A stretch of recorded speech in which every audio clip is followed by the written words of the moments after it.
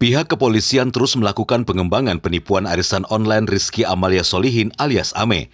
Terbaru, Polresta Banjarmasin menyita sebuah brankas di kediaman tersangka yang diduga tempat berkas berharga milik tersangka.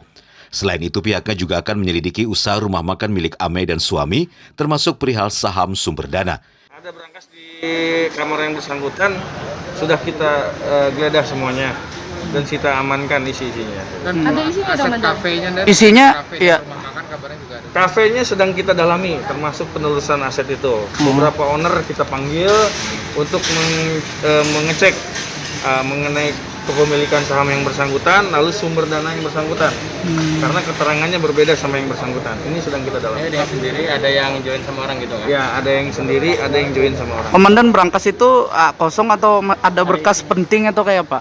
Ketika kita buka emang kosong kondisinya. Oh, Itu yang kita kejar, apakah ada yang sudah diambil apa belum, itu yang kita kejar. Nanti kita akan geledah juga. Betul. Dari rumah kediaman dari orang tuanya juga.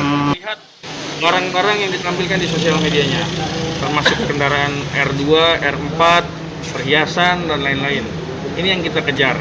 Karena pengakuan yang bersangkutan ini berbeda sama keterangan dari apa yang pernah ditampilkan yang bersangkutan di sosial media. Nah, ini yang kita kejar. Karena kan penelusuran aset ini kan butuh waktu. Karena menurut mereka dia punya alibi juga, kita kejar alibinya sesuai apa tidak. Satu rumah, satu unit yang dibeli di bulan Januari. Tafsiran harganya berapa? Tafsiran harganya di 500 juta. Komandan, Di situ juga kan? Di dekat rumahnya juga. Ya, satu komplek juga sama rumahnya yang lama.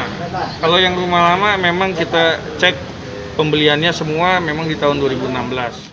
Hingga saat ini kepolisian masih belum menghitung secara rinci berapa nominal aset yang sudah disita karena masih dalam tahap pengembangan. Namun rumah baru milik Ame di kawasan Jalan Pramuka sementara masih menjadi aset termahal yang dimiliki pelaku dengan kisaran 500 juta rupiah. Dari Banjarmasin, Alif Hidayatullah, Kalsel 1net.